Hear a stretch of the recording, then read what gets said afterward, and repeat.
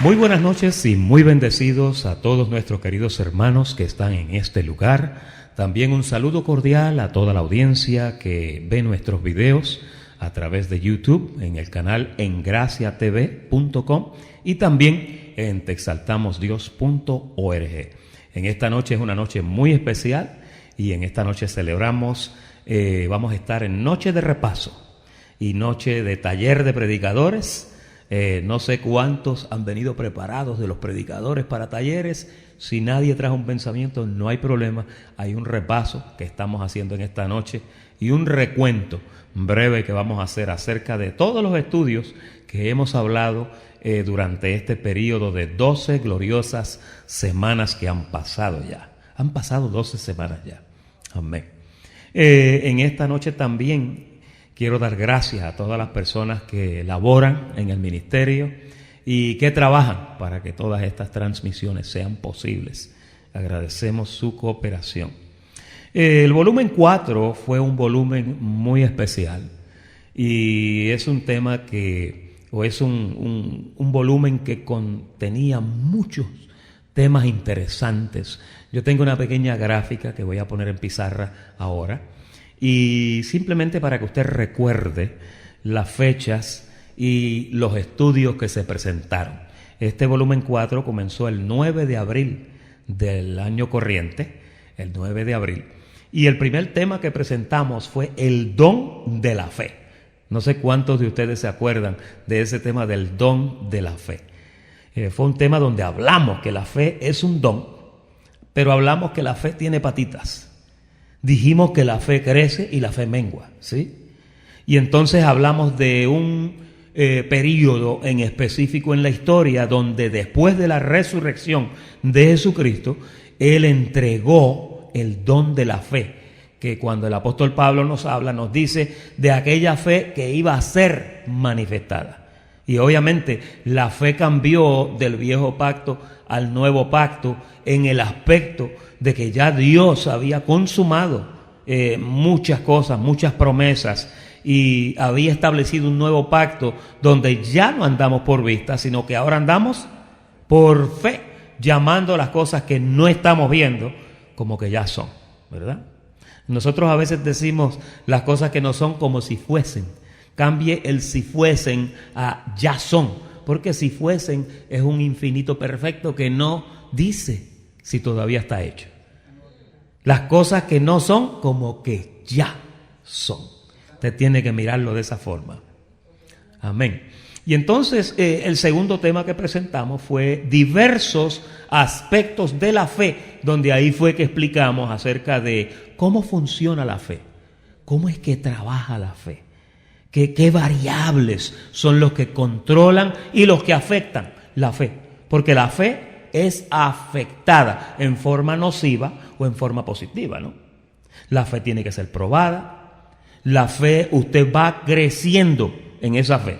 Fíjese, la medida de la fe no cambia, pero el desarrollo de la fe en cada creyente sí cambia. Por eso fue que una vez los discípulos le dijeron a Jesús, aumentanos la fe. Cuando Pedro se hundió, Dios le dijo, hombre de poca fe. Hablando, después Jesús en cierta ocasión, hablando de lo que es la esencia en sí del don de la fe, dijo, si tuvieras fe como un grano de mostaza. Hablando entonces de que la medida de fe es una cosa y el desarrollo o la calidad de fe que usted tiene es otra.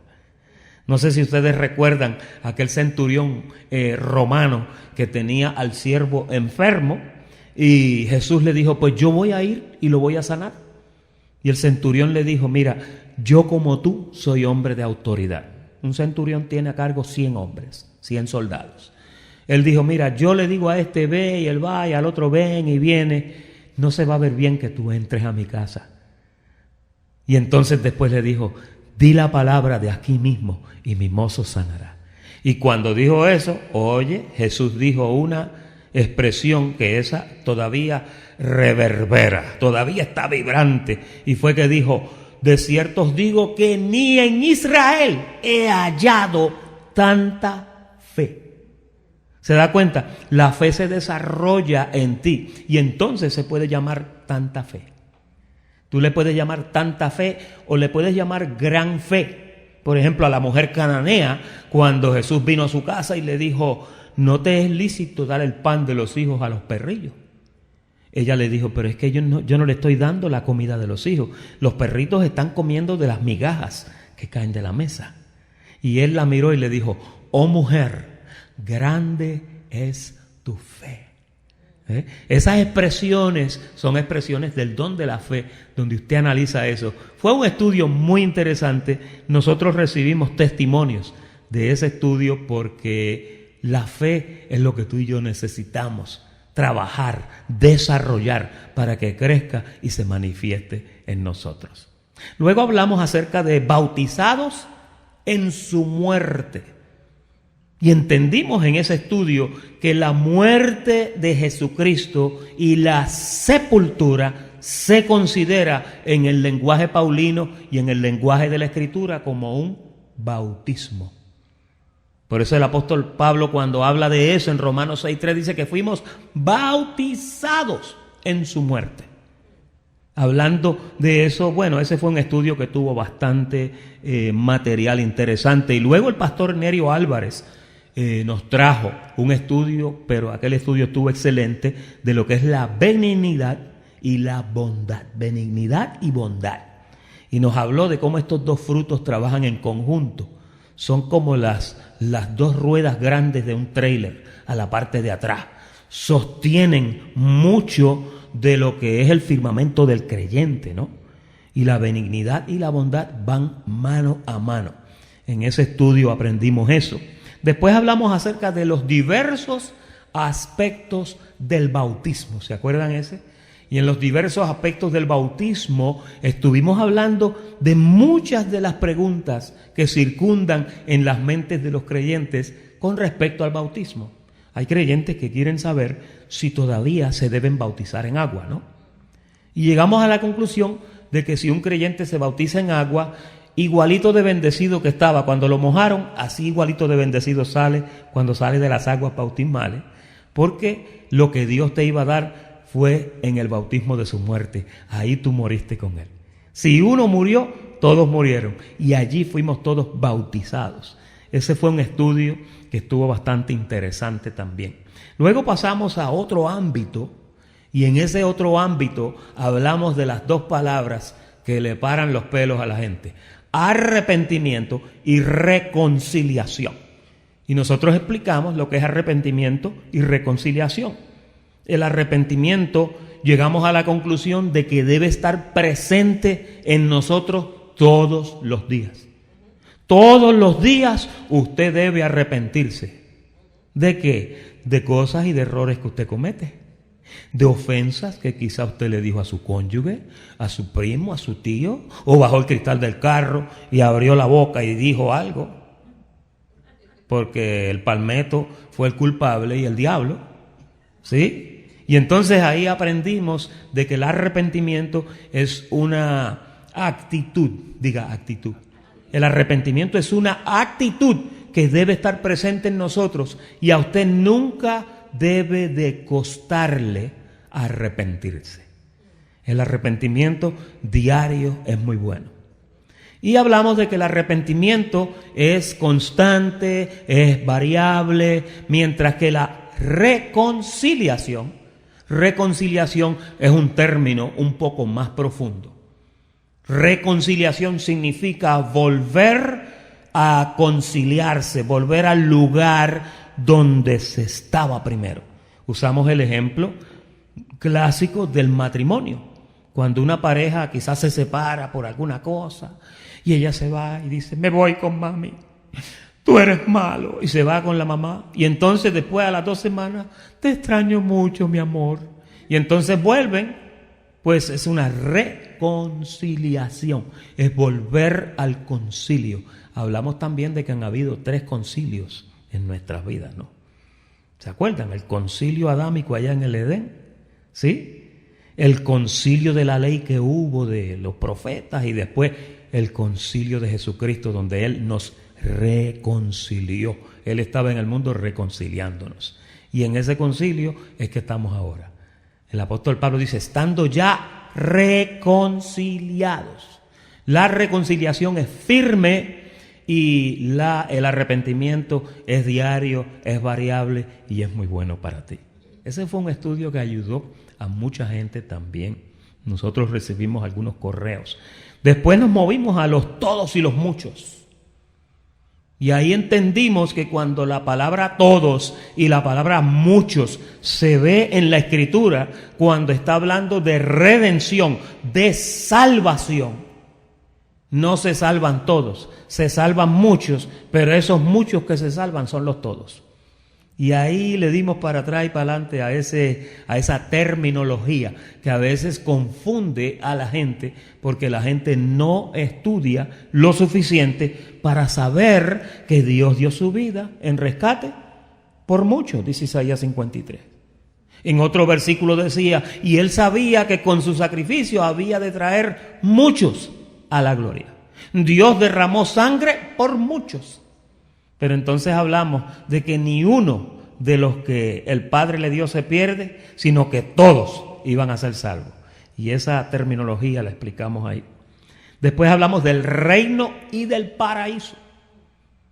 Y llegamos a la conclusión de que el paraíso está por allá, por el tercer cielo, y que el reino de los cielos está aquí en nosotros. Aprendimos que cuando Jesús estaba aquí en el mundo, Jesús decía, Juan el Bautista dijo, el reino de los cielos se ha acercado.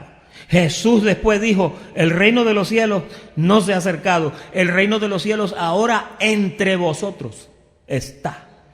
Y entendimos que el reino era Él, y ahora entendimos que hemos sido trasladados a un reino, que es el reino actual, donde nosotros operamos. Y que por esa razón es que estamos como reinando en vida, como dice Romanos 5:12.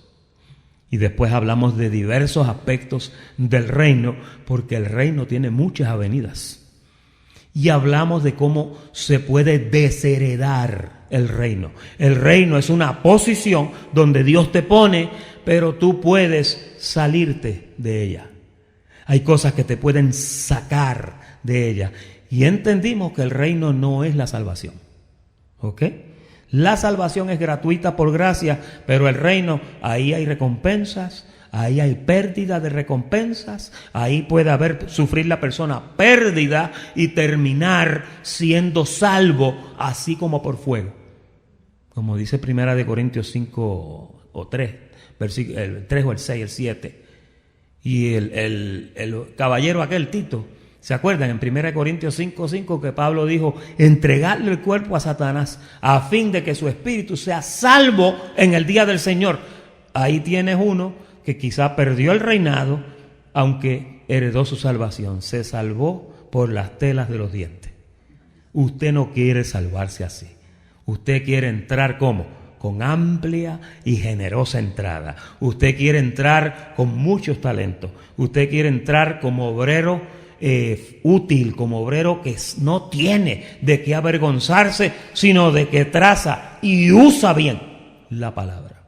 Y ahí estamos los predicadores. Cuando un predicador enseña y lo que está enseñando no está correcto y empobrece a la congregación que lo escucha, ese predicador corre peligro de desheredar el reino y de perder recompensas. Eso fue muy bueno. Después hablamos del fruto de la mansedumbre, que este fue nuevamente el pastor Nerio Álvarez con la serie que él está presentando que se llama Los frutos del espiritual.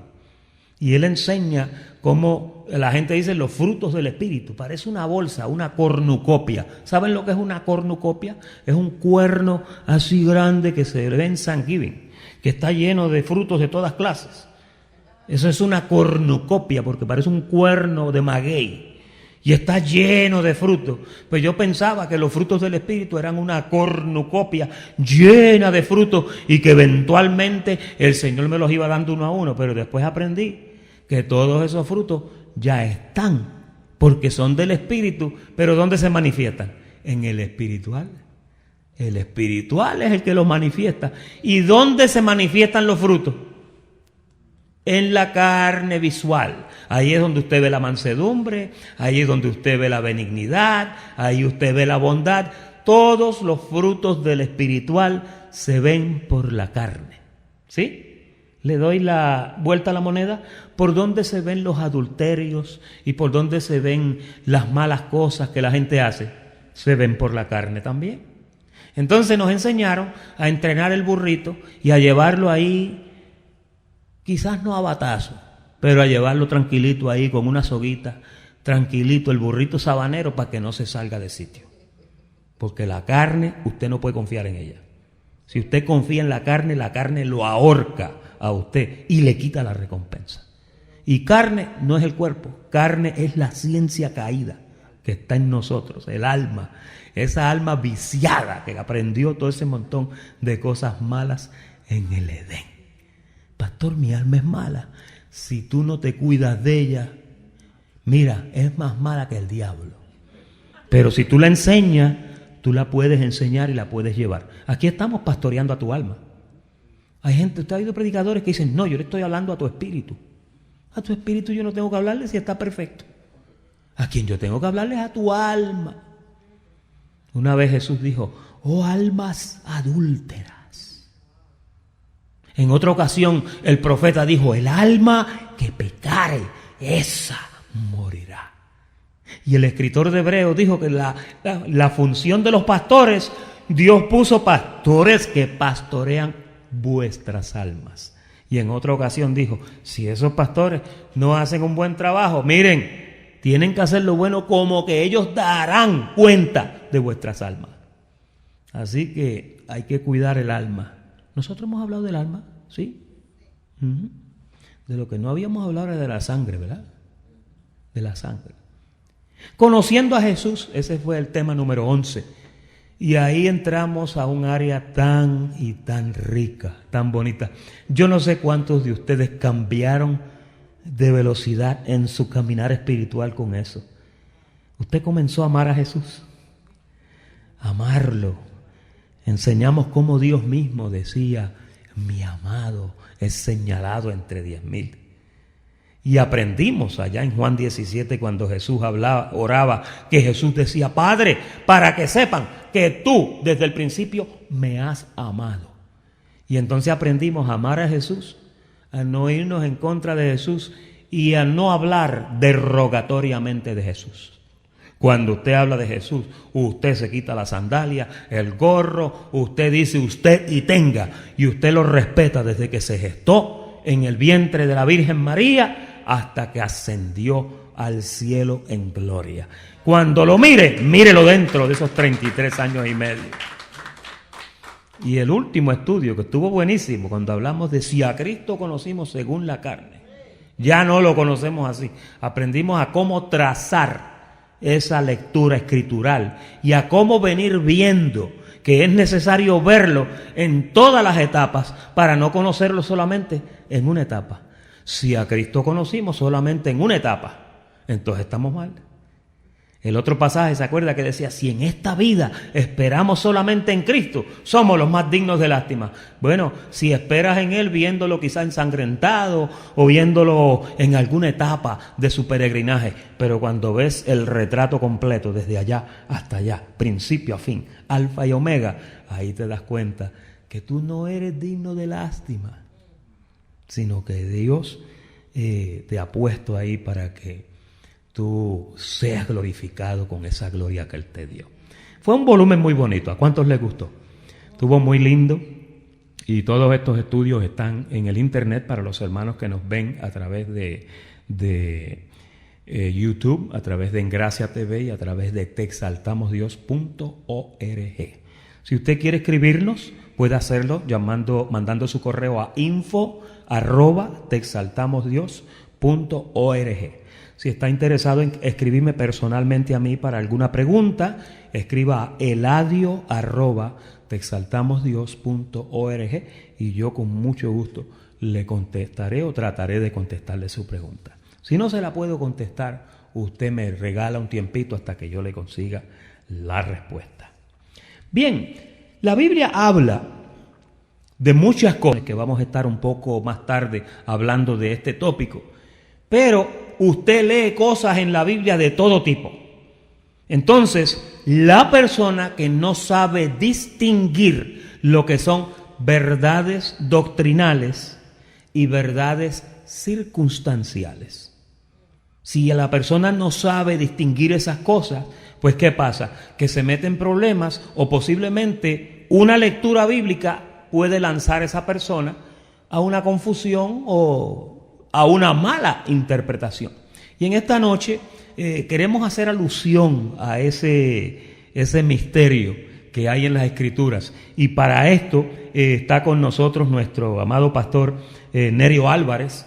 Y el pastor Nerio nos va a estar trayendo y presentando esta temática acerca de verdades doctrinales, o sea, verdades absolutas versus verdades circunstanciales. Pastor Álvarez, muy bendecido. Adelante. Buenas noches, ¿cómo se sienten ustedes? No cómo están, porque yo sé cómo están, sino cómo se sienten. No es lo mismo estar que sentar, que estar, ¿verdad? Así que en esta noche pues vamos a ver un poquito sobre este tema que el hermano Eladio le acaba de decir, porque es muy importante, sobre todo para las personas que quieren, que tienen el deseo, que tienen el deseo de predicar de la palabra. Es importante conocer estos tópicos, porque la palabra nosotros simplemente la escuchamos cuando nos las explica, pero no sabemos el trasfondo que hay, la armadura que debe llevar una predicación cuando la leemos. Y entonces ahí se involucran tres cosas muy importantes, que es la inspiración, la revelación y la otra parte, son tres partes bien importantes. Y dentro de lo que es la inspiración, vamos a encontrar en la Biblia muchos casos que usted, yo estoy seguro, ha leído algunos de ellos, que como que no le encontramos el sentido. Porque la Biblia está llena de muchas palabras, pero si no conocemos esas tres cosas de lo que es la palabra, se nos hace difícil a veces explicar o entender lo que quiere decir. Y una de esas cosas que tiene que ver con la inspiración son esas dos palabras que el apóstol, digo yo. El apóstol no, ya le subí de rango al pastor Eladio. El pastor Eladio habló acerca de las verdades circunstanciales y verdades doctrinales absolutas. Verdades absolutas. Y vamos a determinar primero qué es lo que significa una verdad circunstancial. La verdad circunstancial es un hecho realizado o ejecutado sin ser esperado. Algo causal o casual, fortuito, imprevisible, eventual, provisional, contingente o eventual. La verdad circunstancial dentro del contexto bíblico tiene otro sinónimo que lo vamos a ver un poquitito más adelante. Por ejemplo, vamos a ver un primer ejemplo de lo que es una verdad circunstancial en 1 Corintios 11:6. Yo no puse los textos, voy a tener que buscarlo en mi Biblia. Busque ahí 1 Corintios 11:6, si usted quiere tomar nota para que vaya viendo lo que vamos a ver en esta noche acerca. Vamos a ver primero las verdades circunstanciales. Dice la palabra en el capítulo 11 y verso 6 de 1 Corintios. Porque si la mujer no se cubre, que se corte también el cabello.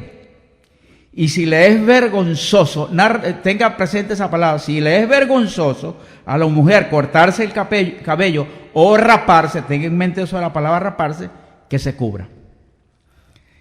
Mucha gente, y actualmente hay a través de muchos países lo que se conoce como la doctrina del velo. No sé si alguien ha ido a una iglesia esa donde llega y está una hermana en la puerta con un cerro de velos así, y si viene una mujer visitante y no tiene velo, le encaquestan un velo para que pueda entrar a la iglesia. Porque toman como doctrina, toman como verdad eso que está allí. Pero esto es una verdad que fue una circunstancia que ocurrió en un momento circunstancial en el puerto de Corinto, que era donde estaba esta iglesia. Esta iglesia se fundó en Corinto. Y Corinto, para aquel entonces, era el puerto más importante que había en esa época en todo el mundo. Todo lo que tenía que ver con alimentos, con transportación, tenía que pasar por el puerto de Corinto. Y los marineros, cuando atracaban los barcos allí, cuando los barcos llegaban al puerto, hacían lo mismito que hacen los de hoy del 2015.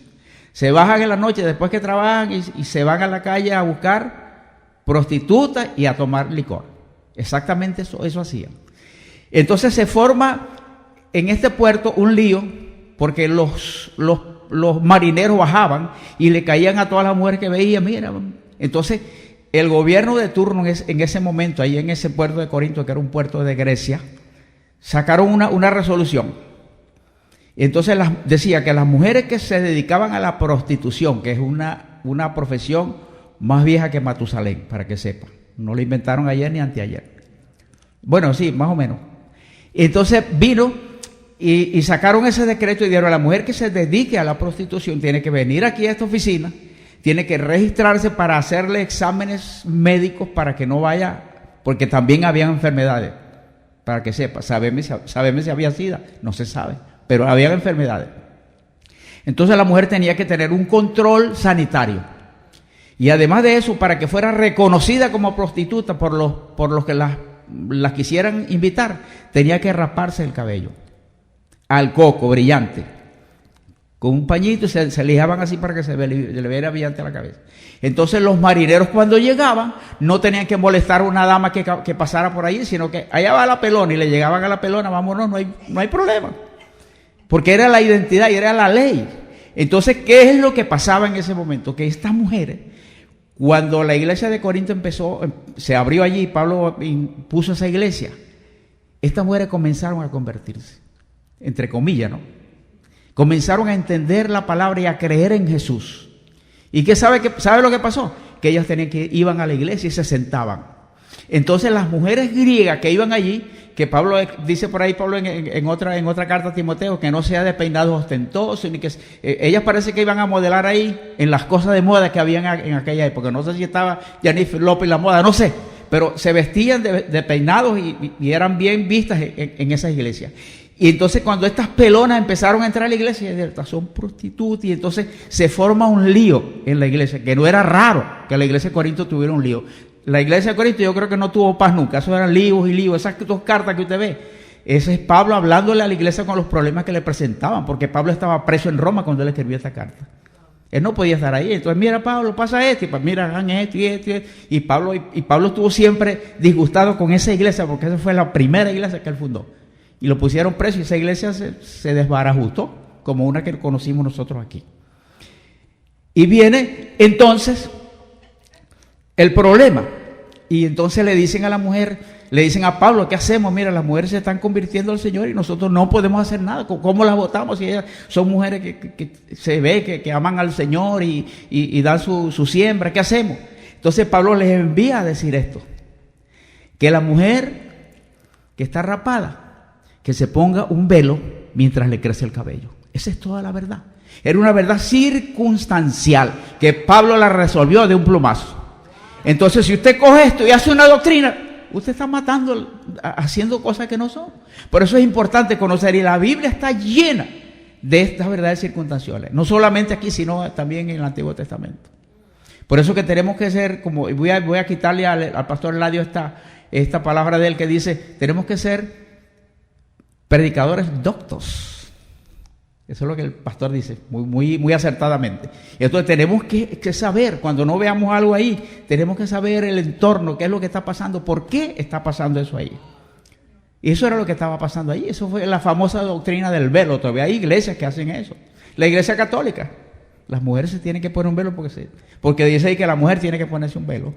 Y mire el versículo 13 de ese mismo capítulo, como dice.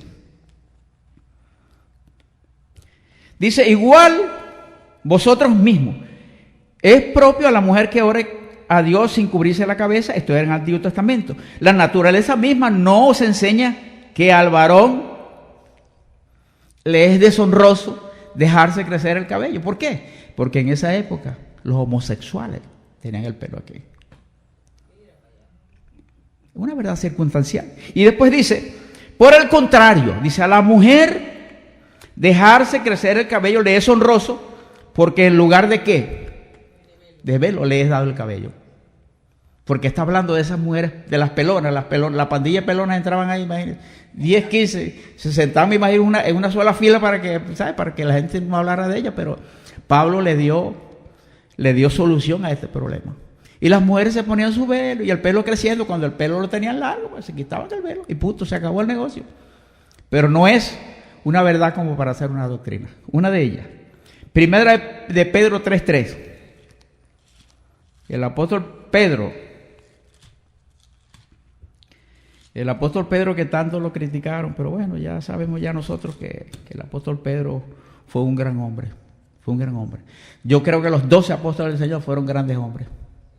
Y mire, y nunca los apóstoles del Señor, ellos nunca predicaron. ¿Sabes que ellos nunca predicaron? Ellos estuvieron 3 años y medio a los pies del maestro aprendiendo. Para Pedro poder decir lo que él dijo después de que Jesús resucitó, había que haber aprendido mucho de Jesús. Y sabemos si Jesús le dijo, mire, le habló de la resurrección y le habló de todo en secreto, uno no sabe. Porque Pablo tenía su grupito, ¿no sabes, no? Que eran Pedro, Juan y Jacob. Los llamaba aparte. ¿Y qué les decía? Sábeme Dios. Pero esos fueron unos grandes héroes de la palabra, de la enseñanza del Evangelio. 1 Pedro 3:3.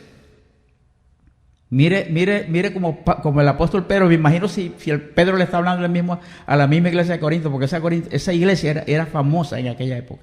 Era la iglesia más famosa que había en aquella época y todo el mundo quería ir a Corinto. Y dice, vuestro atavío no sea externo de peinados ostentosos, no vayas al salón antes de venir a la iglesia, peínate en tu casa. Eso no es lo que quiere decir, pero es más o menos, ¿no? Me imagino que esos peinados eran grandes así, entonces dice él, no sean al extremo, pues o sea, pueden ser, ¿no? Pero no al extremo, ¿no? De peinados ostentosos, de adornos de oro o de vestidos lujosos. Y el ejemplo que él da, mira, sino del corazón, de lo interno del corazón. En el incorruptible ornato de un espíritu afable, apacible, que es de gran estima delante de Dios. Pedro le dice una cosa, pero le dice la otra. No hagas esto, pero puedes hacer esto. Entonces, esa es otra verdad circunstancial. Primera de Corintios 14:34. Mire lo que dice ahí el apóstol Pablo. Estamos hablando de verdades circunstanciales.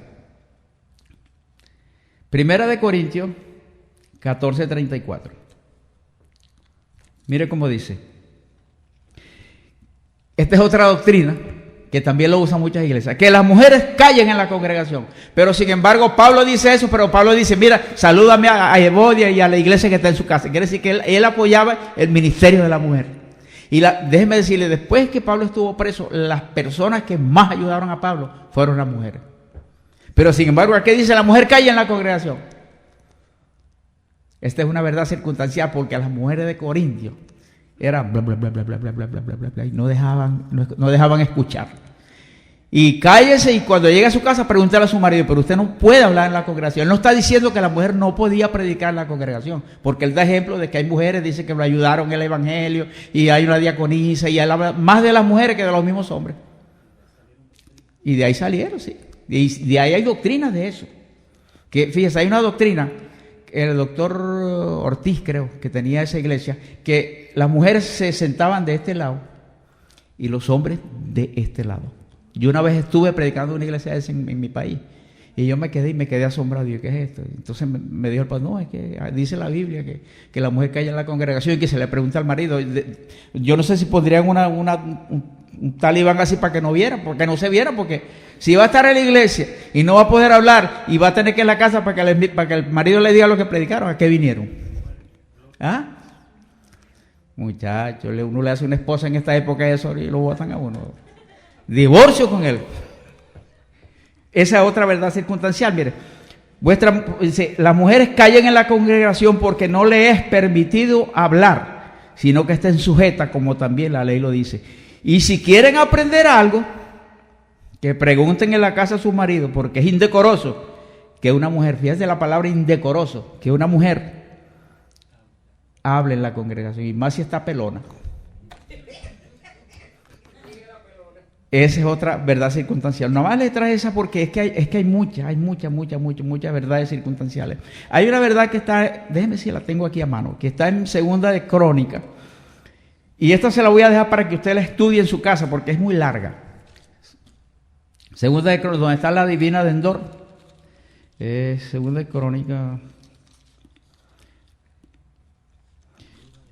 Segunda de Crónicas, sí, la divina de Endor. Le voy a explicar, está por el capítulo 22, 23 por ahí, pero le voy a explicar lo que pasó allí. Cuando Saúl muere, Samuel muere, entonces viene Saúl y visitó. Cuando leemos esto nos damos cuenta de que allí hay un simple llamamiento o intercesión para llamar a un muerto. Está completito allí como hacen los santeros, que invocan muertos. El invocar un muerto está allí, clarito allí. Dice que el rey se disfrazó para ir a visitar a la divina de un pueblo que se llamaba Endor, por eso se llama la divina de Endor. Y él fue y se disfrazó para que ella no lo conociera. Y le dijo, le echó los caracoles, ¿qué quieres a quién quieres que te haga venir? Y dije, hazme venir a Samuel. Y tiró los caracoles. Y dice que la mujer habló como Samuel. O sea que eso no es una cosa nueva. Habló y dice, ¿y a quién te hago venir? A Samuel. Yo soy Samuel, ¿qué es lo que quiere? Para acá y para allá. Y él pudo conversar con Samuel. Yo se lo voy a dejar como tarea para que usted la busque cuando lo consigan allí. Lo vamos a poner usted en su casa, usted léelo con calma para que vea. Entonces, si eso está en la Biblia y es una verdad inspirada, la pregunta es, ¿yo puedo hacer eso? ¿Puedo o no puedo? Está en la Biblia. Entonces, si no conocemos este trasfondo de cómo que la Escritura está conformada, nosotros podemos decir, no, pero fíjate, si ahí dice que yo puedo ser santo, y los santeros usan ese verso para ellos decir, mira, pues si está en la Biblia, que yo puedo consultar con los muertos. Pero está en la Biblia. Yo lo puedo hacer porque está en la... ¿No es la palabra de Dios? Pues toda. Lo que quiere decir que no toda la palabra de Dios, aunque sea inspirada, es útil para nosotros. ¿Aló? ¿Sí o sí? ¿Encontraron el texto? ¿Lo encontraron? ¿Cuál era? No lo encontraron. Yo se lo voy a dar, después se lo doy. Entonces, esa es otra verdad circunstancial que está allí. Es muy complicado, muy difícil que nosotros cuando estudiamos la palabra no podamos dilucidar eso. Porque a veces predicamos una cosa y no sabemos si es una verdad que ocurrió y que no tiene nada que ver con el espíritu que somos nosotros, no tiene nada que ver con nosotros. Y es bien importante eso. Ahora, la otra parte es, ¿qué es lo que llamamos nosotros la verdad absoluta, una verdad doctrinal? Y es absoluta. La verdad absoluta, este es el concepto, es un hecho real de algo que sucedió o pueda suceder, que no hay circunstancias internas ni externas que le resten mérito ni cambio al absolutismo de esa verdad. Es un sinónimo de algo incondicional, imperioso, necesario, categórico, sólido, inconmovible e invariable. Eso es una verdad absoluta. Algo que no hay forma de que la corte. Por ejemplo, Jesucristo es el Señor. ¿Cómo tú dices que no? ¿Cómo le buscaba la vuelta para decir que Jesucristo no es el Señor? Vamos a ver Génesis 1:1. Génesis 1 dice, en principio, no dice en el principio, el original dice en principio. ¿Por qué? Porque el artículo él, cuando dice en el principio, quiere decir que hubo algo antes de él. En principio, ¿de qué? De la nada. Creó Dios los cielos y la tierra. Es una verdad absoluta. ¿Quién puede decir que eso no fue así? La ciencia por cientos y centurias no ha podido demostrar que de verdad eso no es así. Eso es una verdad totalmente absoluta, es una verdad absoluta. No se puede discutir eso. Filipenses 2:11 lo dijimos, Jesucristo es el Señor.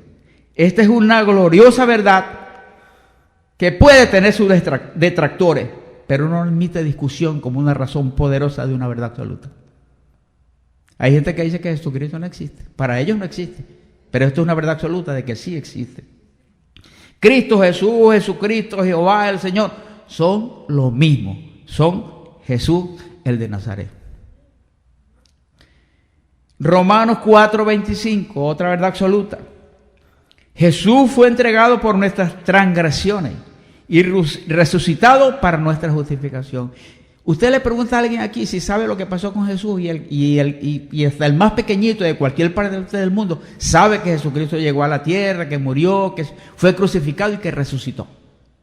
Eso no es una verdad que nosotros podemos enseñar como algo que fue una historia. Eso fue una verdad totalmente absurda. Y si Cristo, 1 Corintios 15, 14, si Cristo no resucitó, entonces nuestra predicación es vana. Estamos aquí haciendo nada. Esta es la verdad o la base fundamental de todos los creyentes en Jesús. No hay mayor verdad absoluta que esto, la resurrección de Él. Si Él no resucitó, vana es nuestra predicación y estamos perdiendo el tiempo aquí. Juan 10, 27 y 28. Mis ovejas oirán mi voz. Oye, ¿por qué es que la oyen? Oye, ¿por qué es que la oyen? Porque ya dice que ya la conocimos, porque ya nos conoce. Y las conozco y me siguen y les doy vida eterna y no perecerán jamás, ni nadie. Una verdad absoluta. Nadie nos puede arrebatar de la mano del Señor. Hagamos lo que hagamos, lo pagamos aquí en la tierra, pero nadie nos puede separar del amor de Dios que es en Cristo Jesús. Esta es otra verdad absoluta, sublime y poderosa. ¿Sabe qué es esto? Esta es la salvación incondicional y eterna que nosotros tenemos. Y esto salió no de nadie, salió de nuestro propio Salvador, Jesús. Diga, Jesús es mi Salvador. Hacía rato que yo no escuchaba eso. Primera de Samuel 28, 7. De ahí en adelante, hasta el verso 23, usted en su casa lo lee con calma y usted va a encontrar allí. Vamos a tocar, todavía tenemos tiempo de tocar un poquito. Primera de Samuel, vamos a tocar para que usted vea. Primer libro de Samuel. 28:7. Vamos a ver. Para que usted vea ahí, vamos a ver un poquito eso. Yo lo tengo, debo tener todo marcado eso aquí. Aquí está marcado, 28:7. Ahí empieza el relato. Empieza el relato donde Saúl le dice a sus criados: buscadme a una mujer que tenga ¿qué? ¿Qué es una mujer? ¿Qué es una persona que tiene espíritu de adivinación? Walter Mercado. Una bruja, una persona que trabaja con, entre comillas, con el espiritismo, son espiritistas. Una mujer, y son famosas, mira, las mujeres haciendo eso. Tú sabes que la mayoría de brujas son mujeres. Sí. Buscadme una mujer que tenga espíritu de adivinación para que yo vaya a ella y por medio de ella, como un medium espiritista, yo le pregunté. Y sus criados respondieron: he aquí una mujer en Endor que tiene espíritu de adivinación. Y de ahí adelante, y se disfrazó Saúl, el rey se disfrazó para que la mujer no lo conociera, porque era el rey de ella, de esa nación, y se puso otro vestido y se fue con los hombres y vinieron a aquella mujer de noche. A las 3 de la mañana dice que están los brujos en su apogeo. Por eso es que duermen todo el día. Usted sabe que los brujos duermen de día, ¿no? Sí, duermen de día. Porque creo que a las 2 es que comienza la faena. Porque él vino de noche. A esa hora es que comienza la fiesta. Como los vampiros son. Duermen de día y trabajan de noche. Y vinieron a aquella mujer de noche y él le dijo, el rey le dijo: yo te ruego que me adivines por el espíritu de adivinación y me hagas subir. Supuestamente estaba en el infierno o en el Seol, a quien yo te dijere. La mujer le dijo: es aquí, tú sabes que lo que Saúl ha hecho. Y era el mismo Saúl que estaba hablando con ella. Cómo ha cortado de la tierra a los evocadores y a los adivinos. Los mandaba a matar él. Y ahora está consultando una. Qué hipocresía. ¿Por qué, pues, pones tropiezo en mi vida para hacerme morir? Porque si saben que alguien estuvo aquí y yo estoy tirando los caracoles y tirando las cosas y se dan cuenta, me van a matar igual que las otras. Entonces Saúl le juró por Jehová. Fíjese qué clase, imagínense qué clase de atrevimiento, ¿no? Visitando una bruja y le jura por Jehová, por el Señor. Entonces Saúl le juró por Jehová diciendo: vive Jehová, que ningún mal te vendrá por esto. La mujer entonces dijo: ¿a quién te haré venir? ¿A quién te hago venir? Y le respondió: hazme venir a Samuel. Fíjese el proceso. Y viendo la mujer a Samuel, si Samuel estaba muerto, ¿cómo fue que la mujer lo vio? la hechicería que está en tu carne y en mi carne, dijo el apóstol Pablo.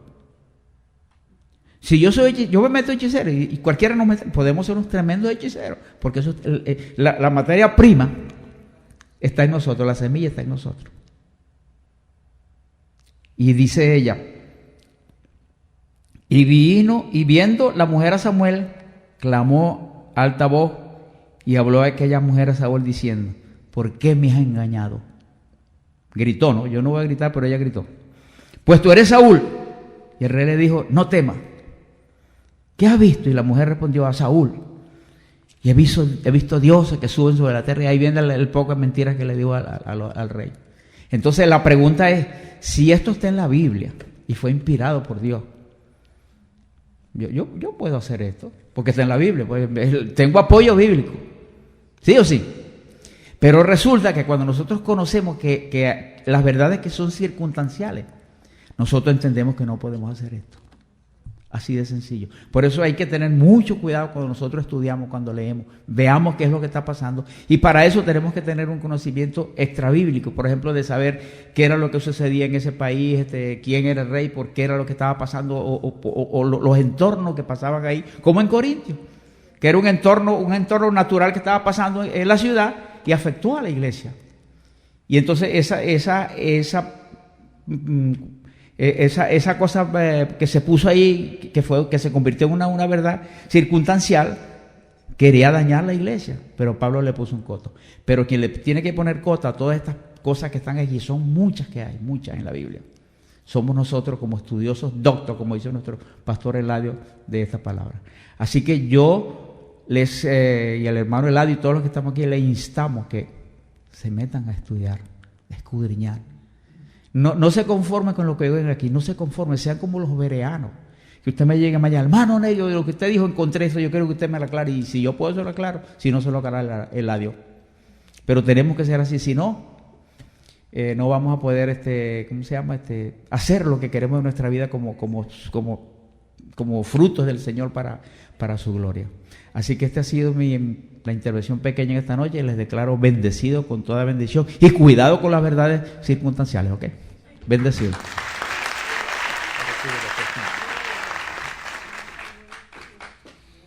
¿Lo agarraron? O sea, en la Biblia hay muchas cosas, pero miren, en la Biblia hay un verso que dice, Judas fue y se ahorcó. Yo siempre uso ese verso. Y si usted busca en Lucas hay otro que dice, ve y haz tú lo mismo. Si tú llegas y conectas esos dos versos, te vas y te ahorcas. Entonces, ustedes vieron lo que pasaba en Corinto, lo que pasaba en Éfeso, en Roma. Son cosas, por eso es que es tan importante que una iglesia estudie la palabra cuidadosamente y mire las cosas como tienen que ser. Porque si no analiza con cuidado, puede caer en otra doctrina. Y aquí nos aseguramos de que eso se hace. Amén. Sí, pues eso es bien importante. Como parte final en esta noche, vamos a hablar un poquito de lo que son las dispensaciones. Y las dispensaciones, hay muchas dispensaciones en la Biblia. Una dispensación es un período de tiempo donde en ese periodo de tiempo pues ocurrieron y ocurren unas cosas, ¿no? Entonces, ¿qué pasa? Cuando usted lee la Biblia, en la Biblia usted va a encontrar un montón de dispensaciones. Y yo a modo abuelo de pájaro, porque eso es un tema amplio, solamente les quiero mencionar, en la Biblia hay registradas 7 dispensaciones, hay 7, ¿no? Y vamos a comenzar por enumerarlas. La primera es la dispensación de la inocencia, la segunda es la dispensación de la conciencia, la tercera es la dispensación del gobierno humano, la cuarta es la dispensación de la promesa, la quinta es la dispensación de la ley, la sexta es la dispensación de la gracia y la séptima, algunos exegetas le llaman la dispensación del reino, porque muchos creen que el reino es algo futuro, pero es la dispensación milenial. Y milenial significa 1000 años. ¿Ok? La primera, me gustaría solamente tocar lo que es la inocencia. Cuando usted ve la dispensación de la inocencia usted la encuentra en Génesis 1:26 al 3:24. De Génesis 1:26 a Génesis 3:24, ahí es donde está. Y esa dispensación comenzó, como todos sabemos, con la creación del hombre y terminó con el juicio de la expulsión de Adán y Eva del Edén por causa de su pecado y la consecuente pérdida de la inocencia. Esa dispensación duró un poco de tiempo, no fue muy poco, duró porque Adán y Eva estuvieron sobre la tierra bastantes años y mucho antes de la caída. Ellos pues estuvieron aquí laborando. Adán era un hombre ocupadísimo, él trabajaba 25 horas al día. Adán, me imagino que tenía un trabajo bastante extenso. Él tenía que nombrar todas las especies, clasificar todas las plantas, las aves, todas esas cosas. Adán era un hombre que a todo lo que veía le ponía un nombre. Cuando usted ve la dispensación de la inocencia, en la dispensación de la inocencia, gracias, usted ve que el hombre era inocente. Era inocente. Cuando el hombre no había pecado y la mujer, el hombre era inocente. Y eso se considera una dispensación. Durante ese tiempo, la voz de Dios se paseaba por el desierto y ellos la oían. Ellos la oían y ahí estaban todos tranquilos, en mucha armonía. Pues esa fue la primera dispensación. La segunda dispensación que se registra en la Biblia fue la dispensación de la conciencia. Después de la inocencia viene la dispensación de la conciencia, porque en Génesis capítulo 3, versículo 22, que fue más o menos donde terminó la otra, ¿no? La de la inocencia, ahí hasta Génesis 7, 23, más o menos en ese periodo, ahí es donde están las consecuencias, ¿verdad?, nombradas, y ahí es la dispensación de la conciencia. Todo esto que yo le estoy mencionando aquí, hay muchos subtítulos que si a usted le interesa, yo le puedo mandar un escrito que yo tengo, que es muy bueno. Usted escriba y nosotros se lo enviamos, se lo puedo mandar en un PDF. ¿Ok? El tiempo en el cual, por haber desobedecido a Dios, haber perdido la inocencia y haber caído de su gracia, al hombre le fueron abiertos los ojos de su conciencia. Casi siempre, fíjese, mire lo que le voy a decir ahora. Casi siempre usted escucha la voz de su conciencia. ¿Cuándo? Alguien que me diga. ¿Cuándo usted escucha la voz de su conciencia? Cuando hace algo indebido. Ahí es donde la conciencia trabaja. Porque la conciencia, muchos exégetas dicen que la conciencia es la voz de Dios en nosotros. ¿Ok? Nosotros conocemos que por causa de que el Espíritu de Dios vive en nosotros, del mismo Espíritu, surge lo que se llama redarguir. Y redarguir, ser redarguido, eso es lo que significa es, tu conciencia empieza a acusarte y empieza a señalarte y a decirte que lo hiciste mal. Hay un verso escritural que dice: si tu conciencia te acusa, mayor es Dios que tu conciencia. Ese verso es importante, ¿sabe por qué? Porque la conciencia tuya te puede acusar por sencillamente tú ser una persona de buenos modales y en un momento quizás cometiste un error, ¿verdad? Y de momento hiciste una decisión, ya iba cerca de la luz roja. Estaba amarilla. Ustedes saben que las luces las pusieron amarillas un poquito más largo ahora. El amarillo es un tiempo más largo por ley, porque se estipuló que la distancia entre la roja y la verde no debe ser la misma distancia entre la amarilla y la roja. Y eso se legisló. Y ahora la amarilla dura un poquito más de tiempo. Pero si tú haces un mal juicio, venía bien rápido y ya estaba amarilla. Cuando cruzas la línea, hay una línea imaginaria y hay unos sensores en los postes donde están las cámaras que miden el espacio que se rompe cuando la luz está roja. Y ese sensor activa la cámara. Y la cámara prende y te retrata.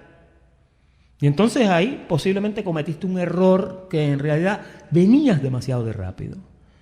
Fue una mala acción. Posiblemente después tú piensas, dice, ahora la conciencia te dice, no hubieras venido tan rápido. Si no, pero ahora van a ser 158. Ahora tienes que llamar a Alex Hanna. Llámame a mí. Oficinas por todo Miami. Para evitar escuelita, punto. Todas esas cosas, ¿no? Entonces, de momento, por una mala acción que tú hiciste, terminas con un ticket de $158. Que es lo que vale aquí comerse una luz roja. Así que, esas son cosas, la conciencia te acusa después. ¿Cuántos han tenido un tropiezo, un accidente, un problema y después que pasa el accidente, usted empieza a darle rewind a la cámara? Ay, si yo hubiera hecho esto, no me hubiera pasado eso. Si yo hubiera hecho aquello, no me hubiera pasado esto. Y usted comienza a logiquear y a buscar y a localizar la quinta pata del gato, ¿dónde es que está? Y se convierte usted en tremendo filósofo, tremendo científico a investigar por qué usted no debió de meter la pata. Y entonces, sencillamente, porque la conciencia que está en ti te ayuda a hacer eso. Eso fue una dispensación donde Adán y Eva posiblemente pensaron bastante y después dijeron, ya no podemos hacer nada. Quizás Eva le dijo, negro, duérmete ya. Ya no votaron, ¿qué vamos a hacer? Olvídate, tranquilito, hacemos una casita ahí al lado del río y ya. Imagínense, las cosas no fueron todas las mismas. Ahora, la tercera dispensación fue la dispensación del gobierno humano. Y el gobierno humano, eso lo encuentra usted en Génesis del 8, del 20 al 11:9. Génesis 8, 20 al 11:9. Y bajo las dos dispensaciones precedentes, que fueron la inocencia y la conciencia, el hombre fracasó completamente. Ahora, y el juicio del diluvio universal vino como consecuencia de la enormidad de la maldad existente. O sea, hay una consecuencia, lo que hizo fue que catalizó un juicio, causó un juicio por causa de que estaba en inocencia, entró después en conciencia y ahora viene el castigo. Si usted analiza estos 3 puntos que hemos hablado hasta ahora en su vida, esto es una realidad. Usted permanece en un estado de inocencia mientras usted se mantiene fuera de problemas, ¿verdad? Cuando usted llega y se mete en un problema, ¿qué pasa? Que usted rápido entra en conciencia. Y entonces, cuando usted entra en conciencia, si usted hizo algo que estaba mal y que va a acarrear consecuencias, usted entra en el tercer punto, que es ese punto donde ya ahí vienen consecuencias. ¿Verdad? Por ejemplo, un hombre viene y se junta con una mujer, no se protege, y entonces, ¡pum!, queda la mujer embarazada. Al quedar la mujer embarazada, pues primero estaban en inocencia porque nunca pensaron que iban a hacer eso. Pero ¿qué pasó? Entre una cosa y la otra, before you know it, hey, I slipped. Y entonces, ¡pum!, cayeron en mala conciencia. Pero eso ya causó una consecuencia porque a los 9 meses, y entonces ya la consecuencia llega, ¿no? ¿Cuál es el pago de una relación ilegítima? ¿Cuál es el pago? 21 años de child support, y si el niño va a la universidad son 24 años, ¿ok? Así que piénselo bien, porque si el nene que sale es un Einstein, usted está en serios problemas. Porque va a querer estar en la escuela, ¿no? Entonces son consecuencias, ¿verdad? Diga, consecuencias. Pues esa fue la tercera, que fue el gobierno humano. En la cuarta dispensación fue la dispensación de la promesa. Yo no sé si hasta ahora usted está viendo que las dispensaciones, una viene trayendo otra y la otra viene trayendo otra. ¿Qué pasa? Que después que en la tercera dispensación, ¿verdad?, que fue la dispensación del gobierno humano, ahí viene el diluvio, ¿no? Destruyen a toda la raza humana. ¿Y qué comienza a hacer Dios? La cuarta dispensación lo dice, de la promesa de Génesis 12, 1 a Éxodo 19:8, tiempo de prueba desde el llamamiento de Abraham hasta la promesa. Exacto, 430 y pico de años. Pero fíjese, antes de Moisés. Pero Abraham, nosotros le llamamos en el ministerio de la gracia de Jesucristo, le llamamos, él es el padre de la fe, ¿no? Y antes de la ley, antes de que hubiera circuncisión de la ley, Abraham practicó circuncisión. Pero ¿qué pasa? Que eso se hizo por una promesa. Cuando usted ve al apóstol Pablo, por ejemplo, que él empieza a leer, usted lo ve leyendo a Romanos y usted lo ve hablando especialmente en Gálatas 3 y 4, usted lo oye hablando de Abraham y Abraham y Abraham, porque allá fue que se dieron las promesas que nosotros estamos disfrutando hoy. Fíjense, antes de la ley. Ahora, el problema fue que en la dispensación de la promesa, en ese tiempo de prueba abrámico, ahí Dios hizo el pacto abrámico. ¿Qué pasa? Que el hombre siguió fallando. Y entonces, ¿qué nos explica Pablo? Pablo nos dice, miren, la ley fue dada por causa de las transgresiones, ¿sí o no? Entonces ahí instituyen la ley. La quinta dispensación, que fue la quinta dispensación, que es la ley. La dispensación de la ley comienza en Éxodo 19:8, que fue donde terminó la cuarta, y sigue ahí hasta Mateo 27:35, que fue la cruz. Por eso cuando usted lee los libros de Marcos, Mateo, Lucas y Juan, usted encuentra que esos son 4 libros donde todavía está vigente el pacto de la ley. ¿Entendieron? Ahora, déjeme decirle algo, que aquí es donde mucha gente, especialmente los creyentes graciosos de gracia, aquí es donde se estrellan un montón. Porque durante el período transicional, diga transición, Mateo, Marcos, Lucas y Juan son un período de transición. ¿Por qué razón? Porque en ese período es que nace el fiador del nuevo pacto, ¿sí o no? Y Pablo explica, y Pablo dice que Cristo es el fiador, o sea, el que paga por el nuevo pacto. Entonces, ¿qué pasa? Que cuando ven a Jesús ahí, como lo ven debajo de la ley, pues entonces comienzan a menospreciar a Jesús. Comienzan a descartar todas las enseñanzas que Jesús habla. Y tú tienes que entender, volvemos otra vez a hacer hincapié con esto. Cuando tú miras a Jesús desde el nacimiento virginal hasta la ascensión, tú tienes que entender, ese es el fiador del pacto. Ese es el que promulgó la gracia. Ese es el que pagó el precio. Ese fue el que dijo, consumado es.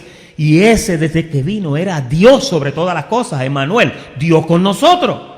Por lo tanto, cuando tú lees Mateo, Marcos, Lucas y Juan, respeta cada vez que lees una palabra que dice Jesús, porque el que está hablando ahí es el que va a cumplir la ley y va a establecer el pacto de la gracia.